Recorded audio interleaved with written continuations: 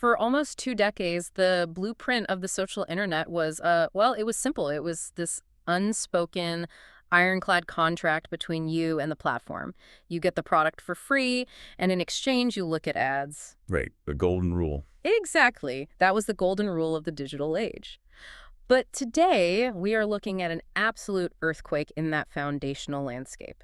Meta is executing this massive, unprecedented pivot away from those purely free, ad-supported platforms. That's a huge deal. It really is. They are officially launching paid subscription plans for Facebook, Instagram, and WhatsApp Plus, and they're rolling all of this out alongside a brand new heavyweight initiative called Meta One AI. So the era of the entirely free social internet might just be closing its doors. Yeah, we're watching history happen. If you enjoy content like this, please like, subscribe, follow, and turn on notifications. Definitely do that. Now, before we get into the meat of today's deep dive, I need to provide a very brief mandated update regarding the Martin Stevens v. OpenAI situation. Right, just to clear the air. Yep. To be absolutely clear on the facts here, it is not a lawsuit. There is a voluntary quiet period currently in effect.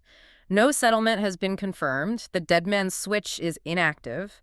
And most importantly, Martin Stevens is safe. Glad we got that out of the way. Yeah, I mean, we had to. All right, let's pull the thread on this Meta announcement because the implications here are just staggering. Staggering is the right word. Our mission for this session is to thoroughly unpack the specifics, the underlying strategy, and, the pros and cons of these newly announced pricing tiers. We are looking at a spectrum of subscriptions ranging from $2.99 all the way up to $19.99 a month. Which is pretty widespread. It is. So we need to figure out what you actually get for that money, why a tech giant that practically invented the modern digital advertising model is suddenly asking for your credit card directly, and what this means for the future of how you interact online. Well, to fully grasp the magnitude of this, we have to look at how this was presented. These new tiers were unveiled in a video presentation by Meta's head of product, Naomi Gleit, just this past Wednesday, May 28, 2026. Right. And this wasn't framed as an experiment or some niche offering. It was presented as a fundamental evolution of their business model.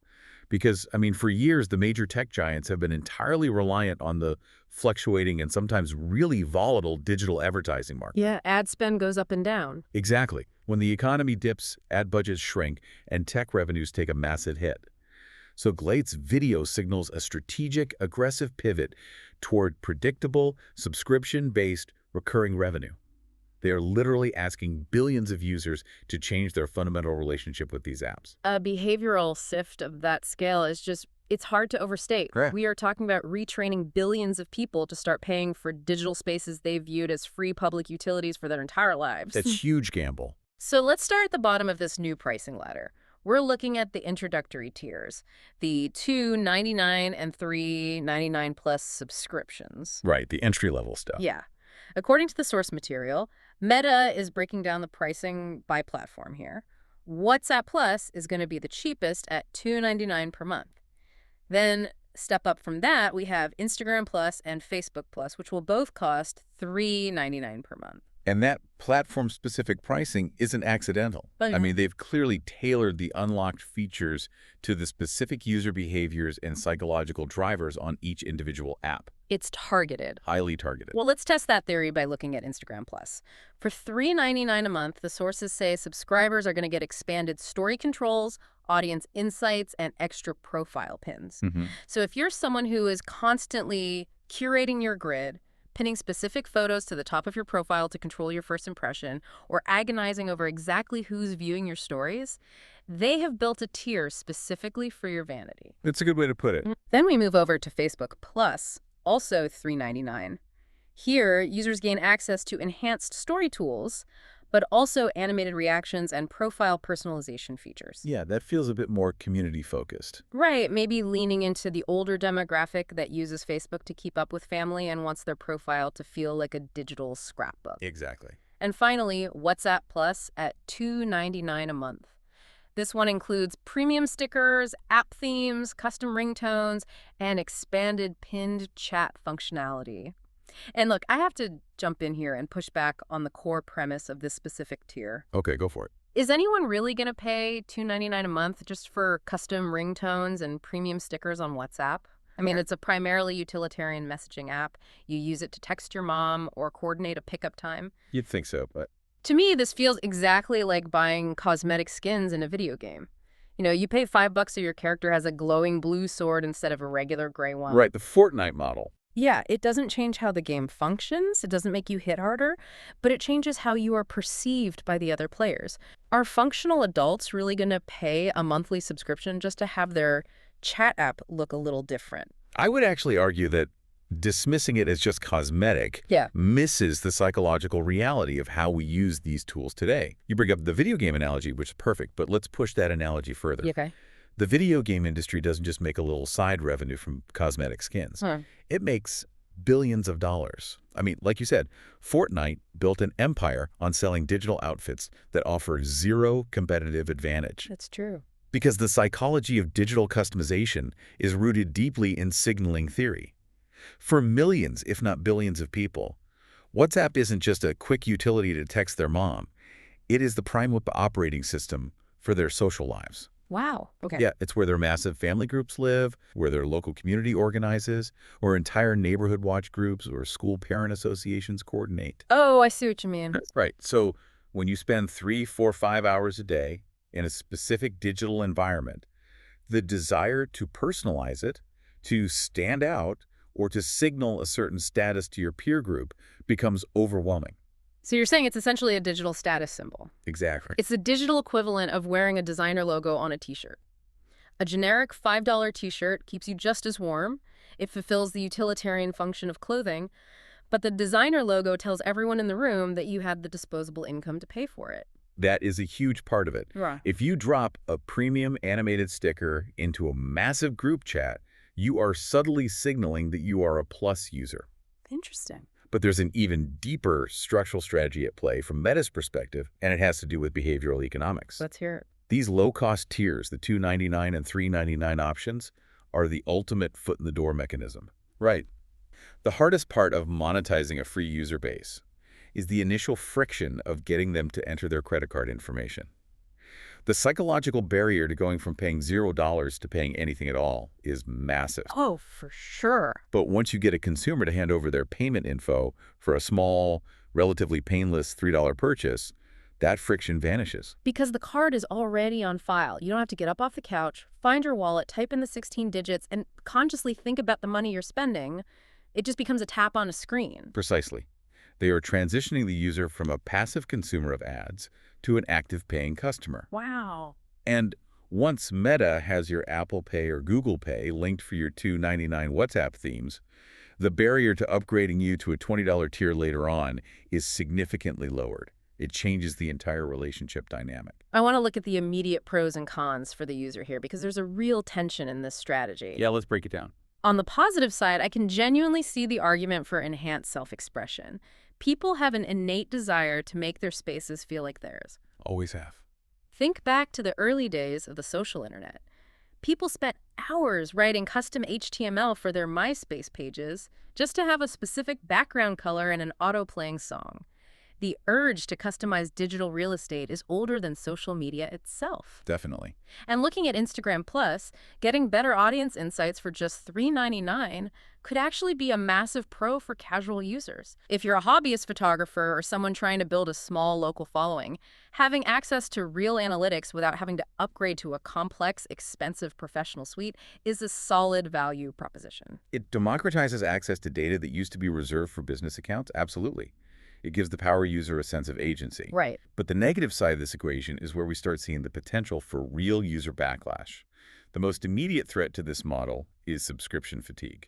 Oh my gosh, yes. We are drowning in subscriptions. We pay $10 for video streaming, another $15 for ad-free music, another $3 for expanded cloud storage because our phones are full of photos. Don't forget grocery delivery. Exactly. Grocery delivery subscriptions, news paywalls.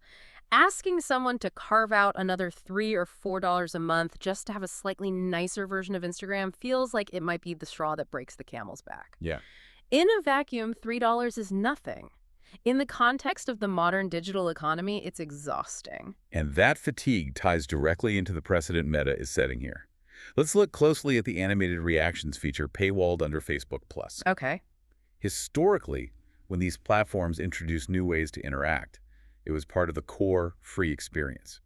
Think about when a Facebook transitioned from the simple like button to the full suite of love, haha, wow, and angry reaction faces. Right, everyone just got that. Exactly. That wasn't a premium feature. It was a standard update designed to keep the entire user base engaged and providing more granular data to their algorithms. That makes sense. Now, they are taking those fun, engaging, communicative features and cordoning them off behind a paywall. There's a massive risk here of alienating the user base. If users feel that the core free app is being intentionally left stagnant, or worse, intentionally degraded to force them into a paid tier, that historical contract you mentioned in the intro is completely broken. It's like they are giving you a free paint box, but they've taken all the colors out. That's a great analogy. They're saying, well, you can still draw with this gray pencil for free, but if you want the vibrant colors you used to have, you have to subscribe. Custom ringtones, profile pins, animated reactions. These are all basically a digital fresh coat of paint. It doesn't change the underlying engine of the app. It just makes the ride a little more pleasant. But if these $3 tiers are just the appetizer to get our credit cards on file, what is the main course? Right, the real heavy hitters. Because the source material indicates Meta isn't just selling digital paint. They've built an entirely new engine, and they want to charge a premium for it.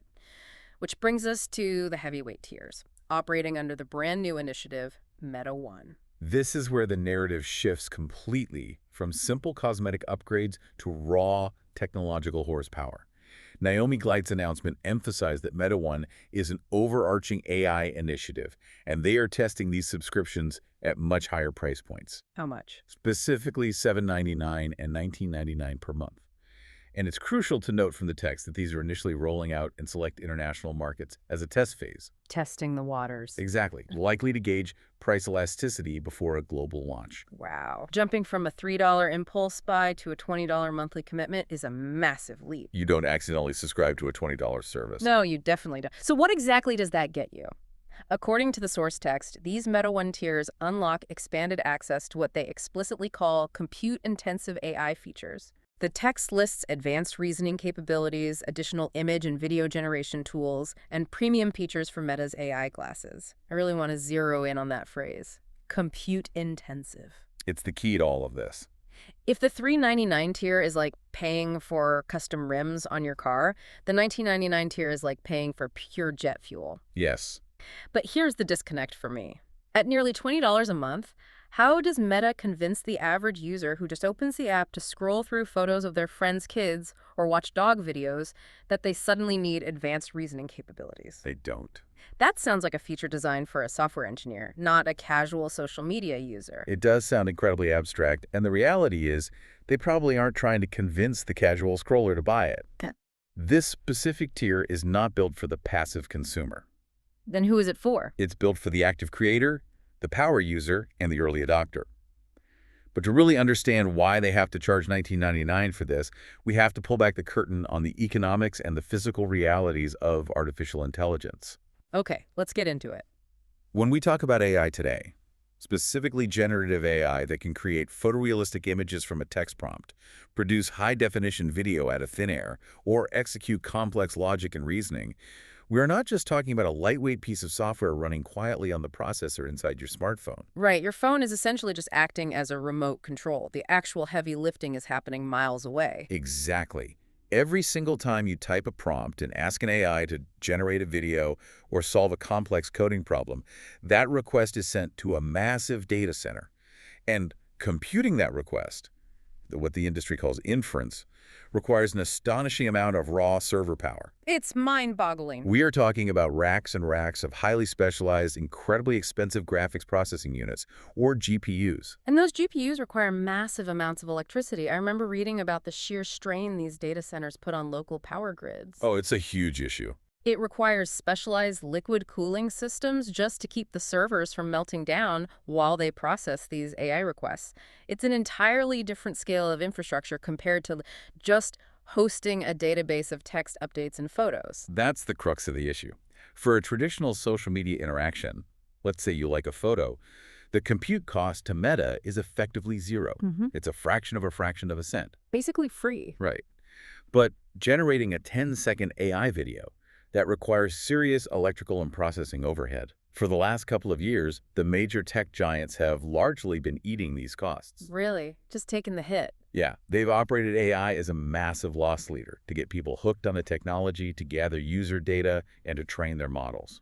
But we are moving out of the era where tech companies can operate with infinite runways of capital without showing immediate profits. The free ride is over. That loss leader model is completely unsustainable when you have 3 billion daily active users.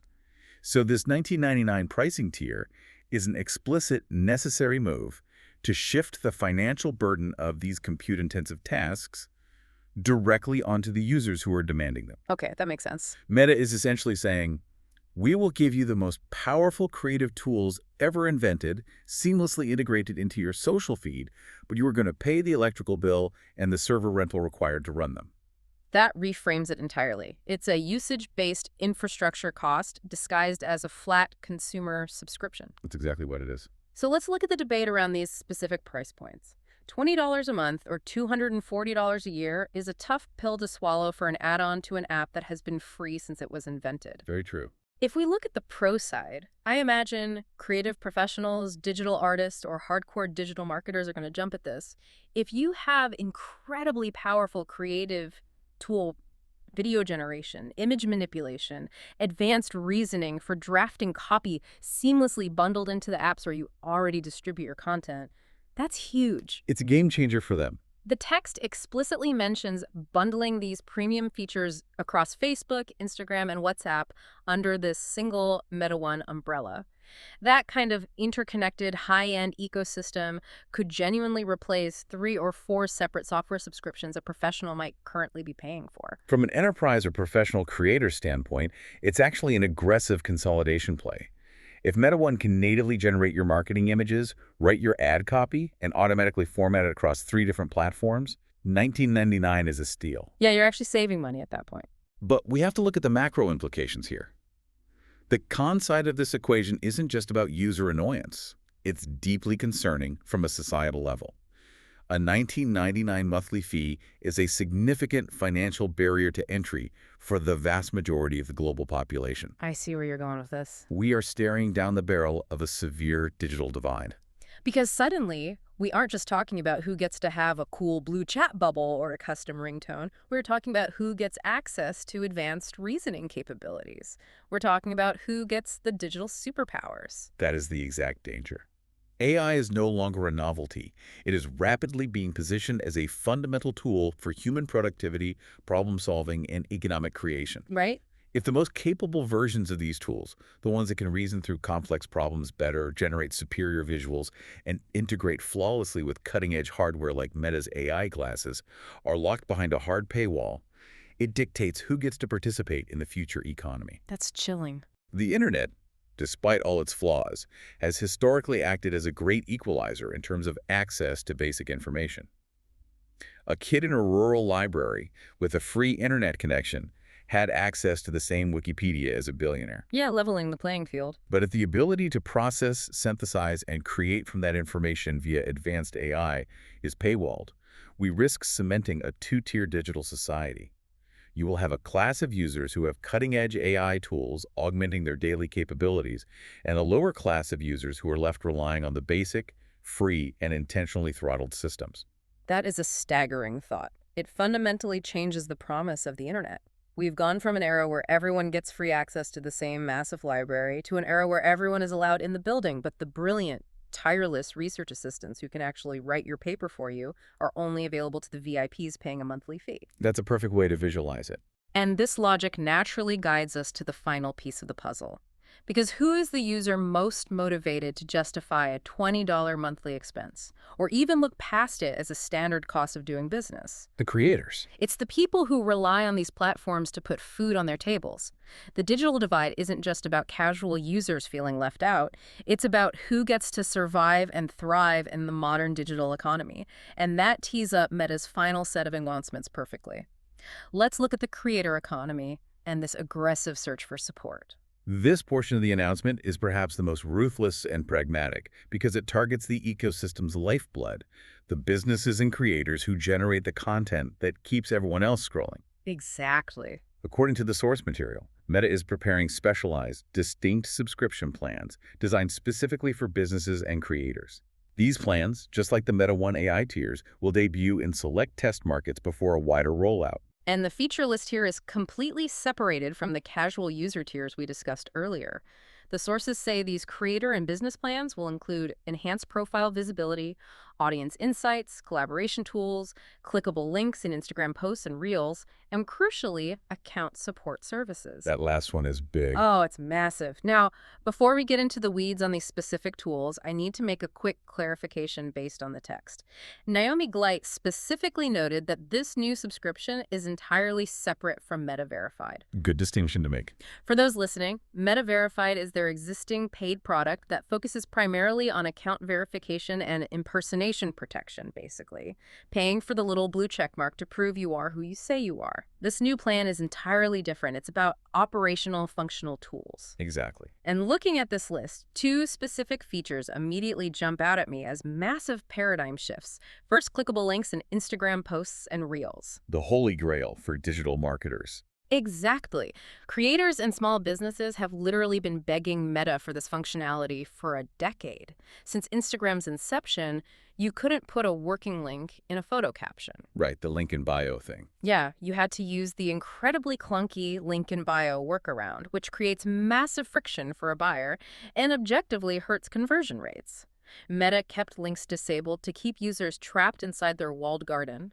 So the fact that they are finally offering this incredibly vital business tool, but placing it strictly behind a monthly paywall, is a masterful, if frustrating, maneuver. They know people will pay for it. They do. But the second feature on this list is the one that really gets under my skin: account support services. Let me pause and play devil's advocate here because this feels incredibly hostile to the user. Shouldn't basic account support being able to talk to a human being or get a timely resolution if your business account is unfairly locked, hacked, or glitched just be a foundational standard feature of operating on the platform? You would think so. Right. Why is basic customer service suddenly being marketed as a premium paid perk? It's a brilliant question, and it highlights a very stark, uncomfortable reality about the modern tech landscape. To understand why human customer service is suddenly being treated as a luxury good, you have to look at the math of their scale. Okay, let's hear the math. For a platform operating with over 3 billion active users, providing actual, human-led customer support is astronomically expensive. Human labor does not scale the way software code scales. That's a good point. For years, Meta and other massive tech conglomerates have relied almost entirely on automated systems, labyrinthine user forums, and AI moderation bots to handle customer issues. And as millions of users know firsthand, those automated systems can be incredibly opaque, frustrating, and completely ineffective if you have a complex, nuanced problem. It's the modern equivalent of shouting into a void. You wake up one morning, you get an automated email saying your account violated some vague community guideline, your profile is instantly deleted, and there is absolutely no human being you can appeal to. It happens all the time. For a casual user, that's annoying. For a small business that relies on Instagram for 80% of its sales, an automated ban can be financially devastating. It can bankrupt a company overnight. Precisely. And Meta knows exactly how high those stakes are for businesses. That vulnerability is exactly why they know people will pay for this tier. Wow, they're leveraging the fear. Exactly. If we tie this back to the core concept of recurring revenue mentioned throughout the source text, the grand strategy crystallizes. As we discussed, the digital advertising market is vulnerable to macroeconomic headwinds. When a recession hits, the first thing Fortune 500 companies cut is their marketing and ad spend, which directly tanks Meta's revenue. Right. Tech companies are increasingly desperate for predictable, stable monthly income that isn't tied to the whims of the ad market. To secure that, you have to offer a product that your users must have, not just something they want. Oh. By paywalling highly desired, historically restricted functional tools, like those clickable links that directly drive traffic and sales, and gating access to actual human customer service, they are ensuring a steady, unbreakable stream of revenue from the businesses that simply cannot afford the risk of operating without those safety nets. That is wild. It's a stark, fundamental pivot in the social media business model. It changes the platform from a free, chaotic public square supported by billboard advertising into a privatized toll road. You can still drive on the slow, crowded free lanes, but if you want to use the fast lane, Or if you want access to emergency roadside assistance when your car breaks down, you have to pay the toll. A toll road. Right. That is the perfect way to contextualize this. Infrastructure is already built, we're all already driving on it, and now they are just lowering the boom and installing the toll booths. Yep. And if you look closely at Naomi Gleit's ultimate vision for this rollout, it seems they don't just want to build a toll booth, they want to own the entire highway system. They absolutely do. The text quotes her directly on this point. Eventually, we see Meta One as the one place that brings our subscriptions together across all of our apps. That's a revealing quote. I want to extrapolate on that vision for a moment. What does an all-in-one digital utility bill actually look like for the modern internet user 5 years from now? It's a scary thought. We are already accustomed to paying physical utility bills to maintain our lives. We pay for running water, we pay for electricity, we pay the internet service provider for the physical fiber optic cable coming into our homes. Are we rapidly moving toward a future where our digital presence, our literal ability to participate in online society, is treated exactly the same way? It really looks like it. You will pay a mandatory monthly fee to Meta to ensure your small business stays visible in the algorithm, your private messages have premium encryption and features, and you have access to the baseline AI compute power you need just to write your marketing copy and stay competitive. It's highly probable, and from a corporate strategy standpoint, it's the holy grail. The aggregation of individual subscriptions into a single massive bundle is a proven business strategy designed to eliminate churn, which is the rate at which people cancel their subscriptions. Right, because if it's bundled, it's harder to quit. Exactly. If you subscribe to WhatsApp Plus for your family chats, a separate tool for Instagram analytics, and a standalone third-party AI tool for generating images, you are managing 3 different expenses. If money gets tight one month, you might cancel the AI tool or the analytics. But if Meta successfully bundles all of that, your communication, your business tools, and your AI assistant, into a single Meta One utility bill, it ceases to be a discretionary software subscription. It becomes infrastructural. It becomes indispensable. It becomes just as difficult and painful to cancel your Meta One subscription as it is to cancel your home internet or your cell phone plan, because you'd be simultaneously cutting off your messaging capabilities, crippling your business's reach, and losing your AI assistant all in one fell swoop. It represents an incredible consolidation of power and a deep, forced reliance on a single corporate ecosystem. Which brings us to a moment where we need to step back, take a breath, and synthesize this entire landscape we've just traversed. We started this deep dive looking at a seemingly harmless $2.99 charge for custom ringtones on WhatsApp. Which felt so innocent. Right. From there, we scaled up to the reality of paying $20 a month for the raw server power required to generate AI video, and we ended up looking at a stark reality where small businesses will have to pay a premium just to get basic customer service. It really feels like we are watching the underlying architecture of the internet change in real time. We absolutely are. We are witnessing the end of an era that defined the last 20 years of human communication, and it leaves us with a profound, lingering question based on everything we've analyzed in these source texts today. Let's hear it. As these technology giants increasingly and aggressively transition away from the ad-supported model and rely on subscription-based AI products and premium tools to generate their recurring revenue, are we officially watching the death of the free internet? And more importantly, as these walled gardens raise their paywalls higher and higher, will our online experience soon be entirely dictated by which subscription tier we can afford?